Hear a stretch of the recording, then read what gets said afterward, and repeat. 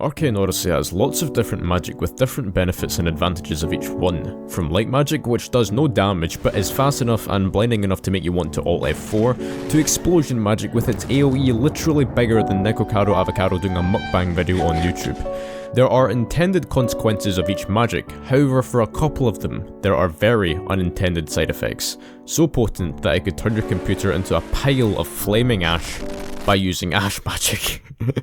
That was horrible. Now, there's a slight problem with magic such as ash and poison, and by slight, I mean it could basically crash your game. The amount of particles that are emitted from someone using something like 20 multi-blast beams at point blank range was enough to make me question whether or not it was worth buying a $1,000 computer for Arcane Odyssey. When I got a friend to try this out on me, I went from 80 frames per second to literal in the single digits from 1 to 10 from point blank range, and even without being in point blank range it went from 80 to around 30 frames per second. So what if someone with a bad computer who averages maybe around 30 frames per second on average goes face to face with this computer ending magic? How far would they drop from? Would they drop from 30 to like -20? I know that isn't possible, but quite funny to imagine considering the math. And then the idea sparked in my head. Could it be possible to win a 1v1 on Arcane Odyssey just by lagging someone to the point where it crashes their game? Or even their computer entirely? Could it be that Arcane Odyssey PvP is actually just pay to win, with the meta being whoever has the more expensive computer? Now, before you flame me for this in the comments, I just want to say that no. At least that is what I thought at the time, so I decided to do a little experiment.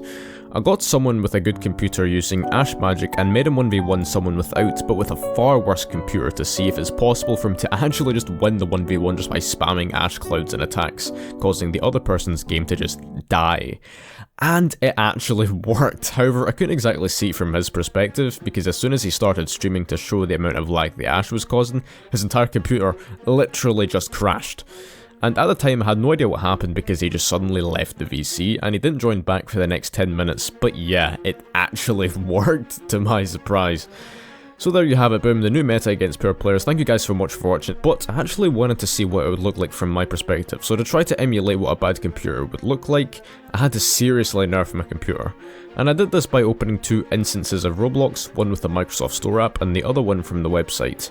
Played in both with maximum graphics, put VFX quality on both instances to the highest option, and to top it off I streamed the whole thing as well on Discord at 1080p 60 FPS.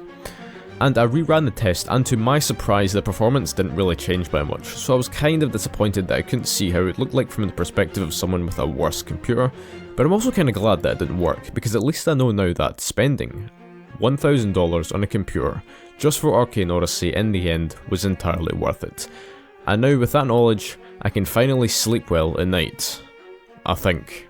Thank you so much for watching this short video. I'm trying to get back into the habit of uploading content like this, because in recent times, I've honestly not been very motivated. I just, upload PvP content because it's pretty easy to produce. But yeah, if you did enjoy the video, then leave a like, comment down below what you think, and subscribe if you want to see more Arcane Odyssey content like this. And yeah, this has been Aimsell, and I'll see you later.